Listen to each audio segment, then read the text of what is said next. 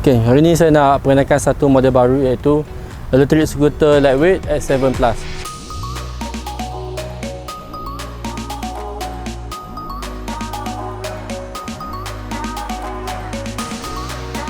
Sebelum ni kita dah pernah masuk S5. Okay, yang ni lebih ringan dan lebih simple dia punya design.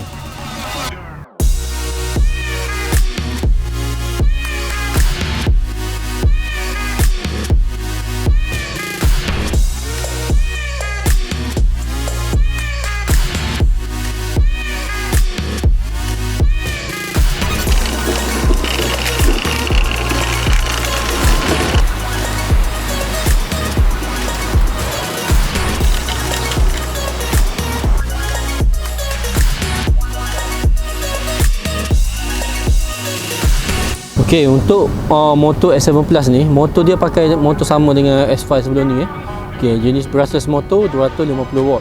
Dia ada button ni sama je, lock unlock. Okey. Dia punya bateri lithium 24V 12Ah. Okey, bateri ni. Okey, full charge bateri ni boleh jalan antara 12 ke 15 km. Okey, jenis lithium, senang buka, senang bawa. Okey, dia ada lock kat sini. Ni adalah dia punya controller. Dia ada push start button kat sini.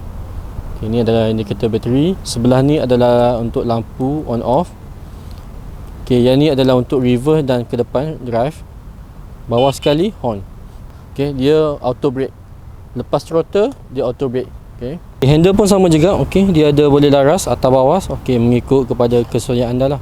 Okey, untuk bahagian tayar, okey, tayar depan dan belakang saiz dia sama je, 8 inci. Okey, tayar mati solid. Okey, dia ada baku belakang dia, okey, baku besi, okey, senang letak barang. Okey, seterusnya adalah seat. Okey, seat dia single macam ni, boleh tinggi rendah. Okey, boleh laras atas bawah.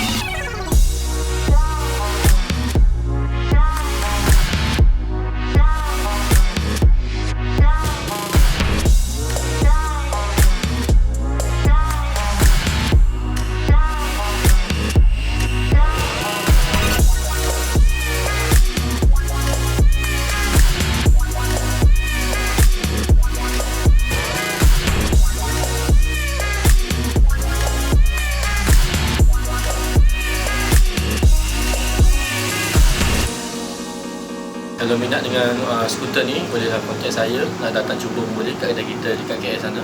Okay. Assalamualaikum.